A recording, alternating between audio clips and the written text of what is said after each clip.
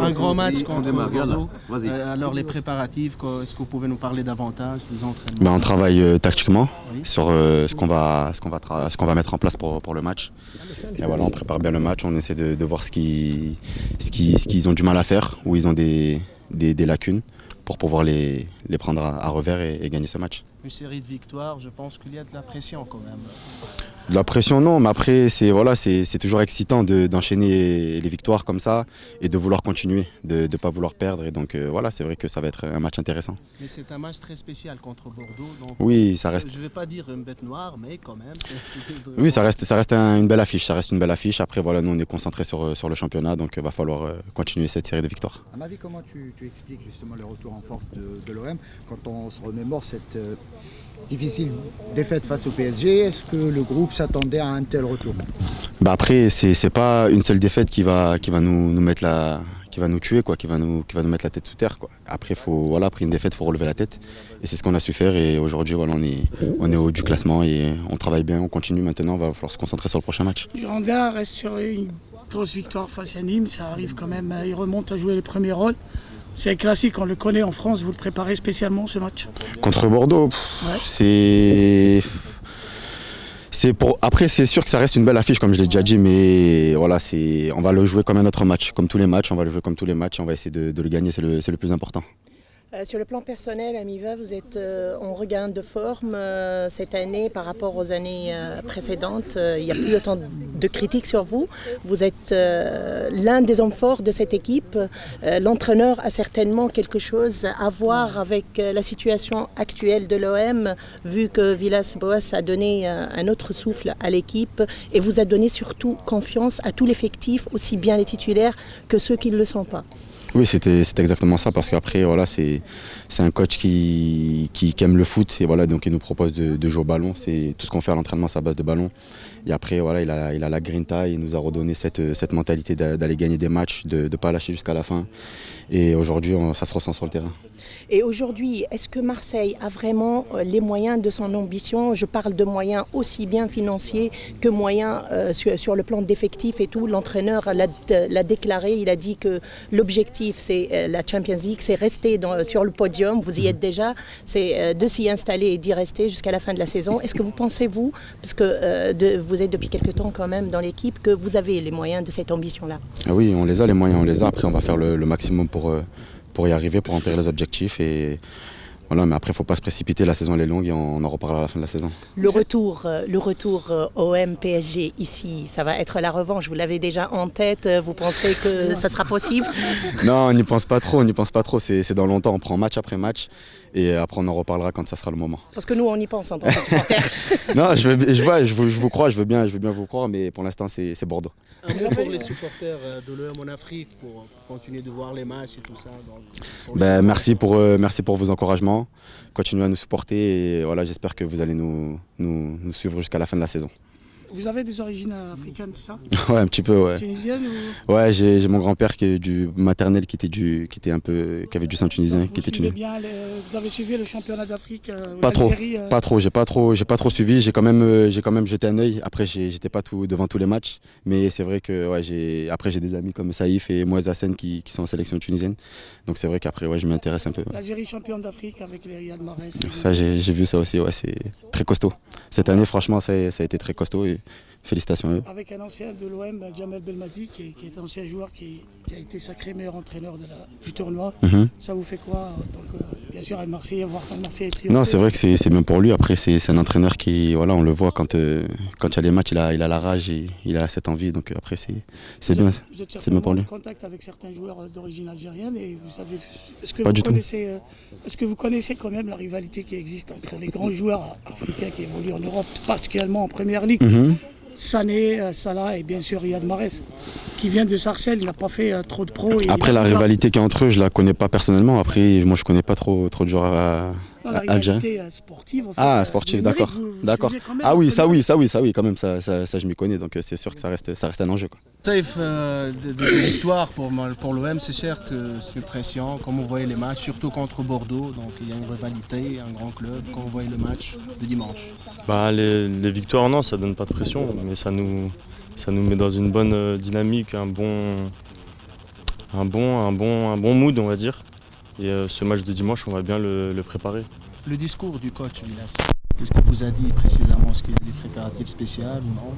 Non, ça reste entre nous. C'est interne. Donc, sachant que vous êtes joueur international et vous savez combien en Afrique on suit cette équipe de l'OM, en Tunisie, en Algérie, au Sénégal, partout en Afrique. Peut-être vous avez un regard sur ce qui se dit sur votre équipe, sur les joueurs. C'est quelque chose d'exceptionnel, non? Comme j'ai dit, je ne suis pas trop les journaux en Afrique, parce que j'ai pas l'occasion. Vous avez l'écho quand même. Mais j'ai quand même des échos, il y a des pages sur Instagram, j'ai des messages d'encouragement de partout, ils suivent. Même ma famille en Tunisie suit. Et comme j'ai dit tout à l'heure, l'autre fois on a joué au Niger avec la Tunisie et un supporter de Marseille qui m'a encouragé, et ça m'a fait beaucoup plaisir. Et ça m'a marqué. Il y a un joueur algérien qui évolue avec vous, c'est Maxime Lopez. Vous parlez un petit peu de ça? Non, on n'a pas parlé de ça. En ce moment, il est en équipe de France. Ouais. Donc non, on n'a pas trop parlé de ça. Saïf Raoui buteur avec la Tunisie, il est en force avec la Tunisie. Ouais. On peut voir ce niveau-là avec l'OM prochainement? J'espère le montrer ici et marquer mes premiers buts comme j'ai fait avec la Tunisie. Mais pour ça, il faut continuer à travailler. Sur le plan personnel, justement, Saïf, cette année, retour à l'OM avec un entraîneur qui parle aussi bien aux titulaires qu'aux remplaçants. Vous croyez en vos chances? Vous n'avez joué jusqu'à présent que 5 matchs sur 16, pas titulaires. Est-ce que l'ambition de Saïf aujourd'hui, c'est de pouvoir s'imposer à l'OM, du moins pour grignoter quelques minutes supplémentaires de jeu? Ouais, le coach, comme j'ai dit, nous met beaucoup en confiance. Ceux qui jouent et ceux qui ne jouent pas. Ça permet de rester concentré. Et après, il y a l'envie. Il faut avoir l'envie de jouer, de montrer, d'être déterminé. Et ça, j'attends ce moment avec impatience. Et pour l'équipe nationale tunisienne, pour les ambitions à venir, pour le championnat d'Afrique, pour les éliminatoires, là, l'équipe, elle est sur sa lancée. Et qu'en pensez-vous exactement? Oui, on est sur une bonne dynamique en sélection avec le nouveau coach Simonder. On a gagné les 2 premiers matchs avec du bon jeu, un bon fond de jeu, malgré les... Non, il n'y a pas eu de difficulté, ça va. Le match à domicile, on l'a... Faut pas spoiler. Justement, on a bien joué et il y a eu la manière avec. Ouais. Saïf, mois de mars dernier, on s'était vu, tu avais rencontré l'Algérie avec l'équipe de Tunisie. Vous vous êtes incliné difficilement sur le score d'un but à 0. Est-ce qu'à ce moment-là, tu voyais cette équipe algérienne aller au bout à la CAN et remporter carrément le trophée? Honnêtement, sur le papier, il y a une très bonne équipe. Après, j'avais quelques doutes sur la cohésion, l'organisation de cette équipe, mais je pense que le coach a fait du très bon travail. Franchement, il les a bien remontés et ils ont fait une CAN parfaite, on va dire, parce qu'ils ont gagné la CAN. Justement, il y aura peut-être un duo Riyad Mahrez-Sadio Mané, puisqu'ils ont été les finalistes de la CAN. Riyad qui a été décisif, vous croyez que sur l'année CAN, est-ce qu'il méritera de gagner ce trophée Ballon d'Or 2019 africain? Surtout qu'il est parmi les 10 meilleurs joueurs au monde. Oui, si ça concerne que la compétition, ce sera pour lui. Enfin, c'est mon avis. Bien oui. Après, je pense que si ça concerne toute la saison, je pense que c'est Sadio Mané qui le mérite. Donc pour vous, ça va être... Ouais, ça va être disputé. Ouais, vraiment. Cette année, tu as été prêté l'année dernière. Cette année, on sent que tu as envie quand même de t'imposer à l'OM. Comment tu te sens? Moi, je me sens très bien. Depuis le début de saison, je m'entraîne bien, à fond. Il y a eu des échos comme quoi j'allais partir, pas partir. Moi, j'ai été clair avec ma famille, mon agent, et je l'ai dit aussi ici au coach que je voulais rester. Et même si j'allais pas jouer énormément ou pas du tout, voilà. Mais en tout cas, j'allais prendre ce qu'il y a à prendre. Parfait. Alors Steve, vous reprenez le brassard de Capitana avec Villas-Boas cette année et certainement ça vous responsabilise un peu plus par rapport au groupe.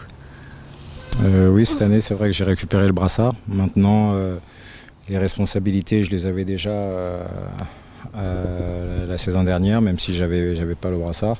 Après, c'est pas la chose la plus importante. La plus importante, c'est que le groupe soit bien. Et aujourd'hui, on voit que le groupe est bien et ça, c'est le principal. Qu'est-ce qui le rend bien, justement ? Déjà, la venue du coach a énormément apporté.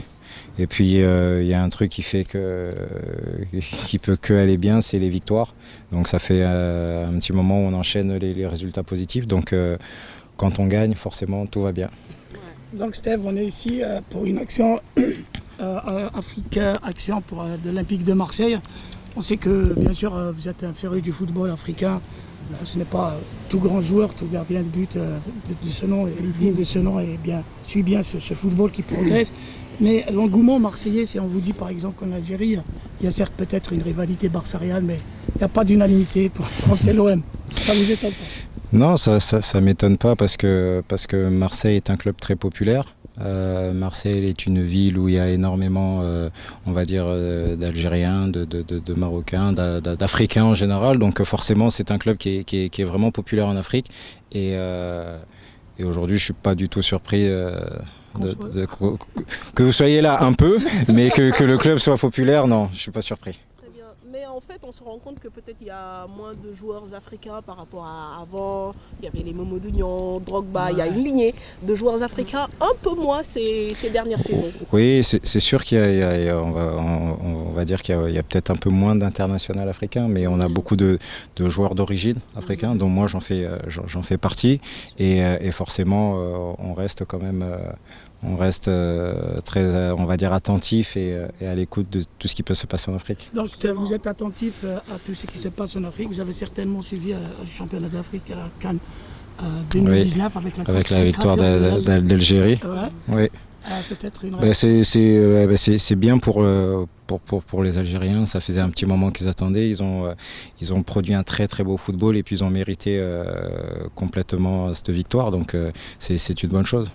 Énorme progression de certains joueurs comme Sadio Mané, Riyad Mahrez particulièrement. Il y a toujours eu des très très bons joueurs en Afrique et aujourd'hui on les démontre sur le plan européen et mondial tout simplement, quoi. Mais sinon il y a toujours eu d'excellents joueurs. Steve.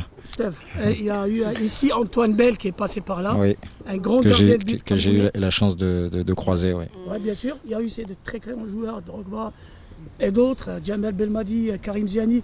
Mais là, c'est vrai qu'on n'arrive pas, mais l'engouement est tellement en Algérie, en Afrique, pour ces grands joueurs-là, que peut-être on a des joueurs en Afrique, on a des joueurs en centre de formation d'origine africaine, comme vous dites. Il y a cette transition qui fait que ces joueurs n'arrivent pas à décrocher un contrat professionnel et être régulièrement convoqués en équipe A. Ça se passe dans la tête, vous qui êtes passé par là peut-être. Oui, souvent c'est dans la tête. Après, il y a énormément, on va dire, de monde. Il y a beaucoup de concurrence et souvent ça se joue à rien. Mais malgré tout, comme j'ai pu le dire tout à l'heure, il y a quand même énormément de joueurs de qualité. Après, c'est sûr que si certains n'arrivent pas, on va dire, au niveau international, ils sont capables quand même d'avoir un bon niveau national et de pouvoir faire une très belle carrière. Donc voilà. Je doute pas du tout de la qualité du vivier africain. Restons en Afrique, vas-y. Pour en revenir un peu à Marseille, oui. C'est vrai que Villas-Boas avait annoncé dès le début de saison que l'objectif c'était de terminer parmi les 3 premiers. Là, vous êtes bien parti. Est-ce que sur la saison, avec l'effectif, vous pensez que vous allez y arriver ? C'est très serré entre équipes de Ligue 1, notamment au tableau. Oui, c'est exactement ça. C'est que c'est un championnat qui est difficile, qui est très serré. On a aujourd'hui la chance d'être second. On va affronter un concurrent direct dimanche, donc il va falloir gagner pour essayer de prendre un peu plus de distance. Maintenant, le championnat reste long, il y a encore énormément de points à prendre et de matchs à jouer, donc voilà, on est bien à notre place, mais si on veut y rester, il va falloir maintenir le niveau qu'on a actuellement. Steph, tu l'as bien expliqué, ta relation avec l'Afrique elle est solide, puisque déjà ton petit frère joue avec la sélection congolaise. Oui. On a eu le plaisir de le rencontrer le mois dernier lors du match Algérie-Congo. ça fait quoi d'avoir dans une même famille deux internationaux, l'un qui joue peut-être pour la France et l'autre pour le Congo, donc deux sélections différentes, deux pays différents. Ouais, c'est particulier, mais en même temps, comme je l'ai dit, moi, je suis d'origine africaine, mais je suis français aussi parce que j'ai grandi ici, j'ai tout vécu, j'ai la culture française, j'ai tout ce qu'il faut, mais en même temps j'ai aussi la culture congolaise, donc ça fait toujours plaisir. On a eu la chance de jouer en France-Congo il y a très longtemps, donc j'ai croisé mon petit frère et c'était sympa. Et puis voilà, mais ça fait plaisir, surtout aux parents d'avoir les voilà, c'est ça exactement. Quel message, avec l'expérience que tu as accumulée depuis quelques années maintenant, qu'est-ce que tu conseilles peut-être aux joueurs binationaux par rapport à ce choix de sélection? Quand on sait à Marseille, il y a par exemple un Maxime Lopez qui est convoité par l'Algérie, qui joue actuellement avec l'équipe de France Espoir. Vous savez, c'est délicat parce que ça c'est une décision personnelle. Donc moi je ne peux pas me permettre de conseiller ou de dire quoi que ce soit, c'est en fonction de la personne, en fonction de ce qu'il ressent et de ce qu'il a dans le cœur, tout simplement. Après, Alors Steve, juste un mot sur le Ballon d'Or. Vous savez, les Africains étaient très attendus, il y a eu 3 Africains dans le top 10, Mahrez, Salah et Sadio, mais Sadio on l'attendait au moins sur le podium. Est-ce que vous avez été surpris par son classement en tout cas et comment vous appréciez le joueur? Je ne peux pas dire surpris ou pas surpris parce que les joueurs qui sont sur le podium sont aussi des joueurs extraordinaires. C'est sûr qu'ils méritaient aussi de pouvoir être sur le podium. Mais après c'est un choix, c'est des votes et c'est comme ça. Maintenant le joueur, c'est un joueur qui est fantastique, c'est un joueur qui montre des qualités énormes avec Liverpool et qui représente très fièrement l'Afrique et c'est vraiment une bonne chose, quoi. Donc aujourd'hui ce qu'il a et tout ce qu'il fait c'est amplement mérité parce que humainement c'est des bons mecs. Voilà. Monsieur, c'est bon. Excusez-moi, Steve, pourquoi à votre sens il n'arrive pas à s'imposer réellement en tant que titulaire à Marseille? Qui ça? Ces 3 joueurs tunisiens justement, que ce soit Abdenour ou Saïf aujourd'hui. Encore une fois, parce que je le dis, il y a beaucoup de joueurs et beaucoup de concurrence. Maintenant, ça fait partie aussi des aléas du football. Ils ont malgré tout du temps de jeu. Ils sont dans un club qui est ambitieux, où il y a énormément de qualité. Donc c'est pas rien. Et à eux aussi de faire le nécessaire pour pouvoir jouer.